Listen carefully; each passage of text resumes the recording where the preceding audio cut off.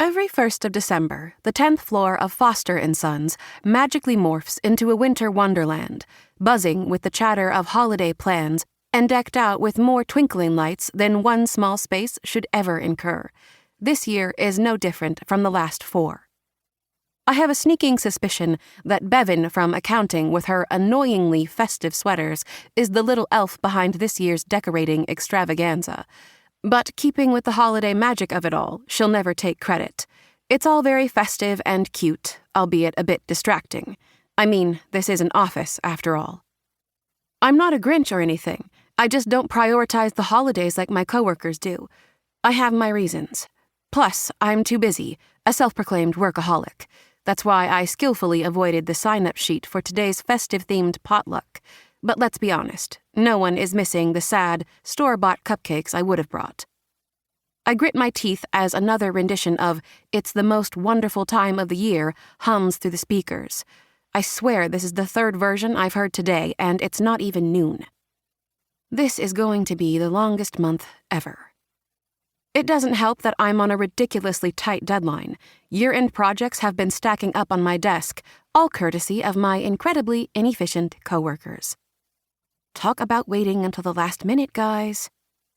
I can't do my work until they do theirs, and that simple fact irritates the merry little Christmas out of me.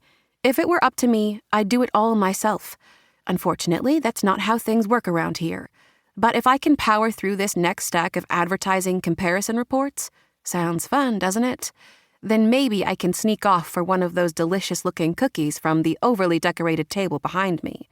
Like I said, I'm not a Grinch. I love a well-decorated cookie. I'm just not baking my own these days. As thoughts of sweet treats and comp reports flicker through my mind like the distracting twinkling lights through the office, a paperclip flies past my head, landing with a clatter on my desk. "Earth to Gemma!"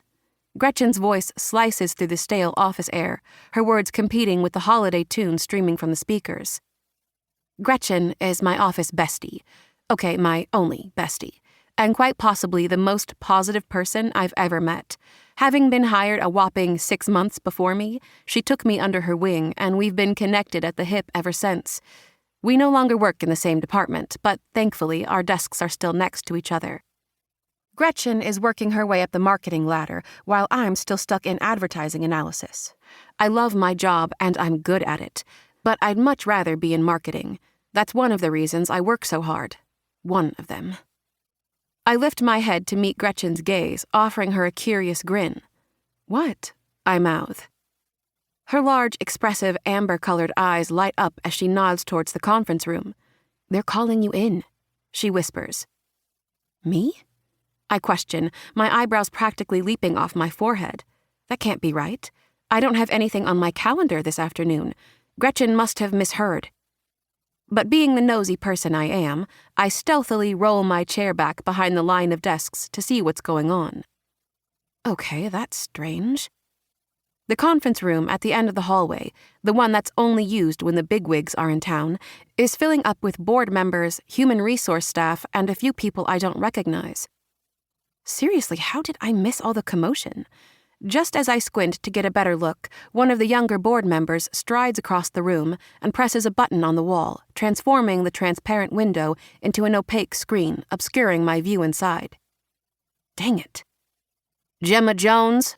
A husky voice barks, nearly knocking me off my office chair, ending my spy mission. A short woman with pinched features, balancing a stack of manila folders in her arms, appears in the conference room doorway. "Gemma Jones," she repeats, this time louder. I glance back at Gretchen, who offers me a hesitant smile, but quickly masks it with a reassuring flick of her wrist, as if to say everything will be fine, nothing to worry about. Queen of positivity, remember?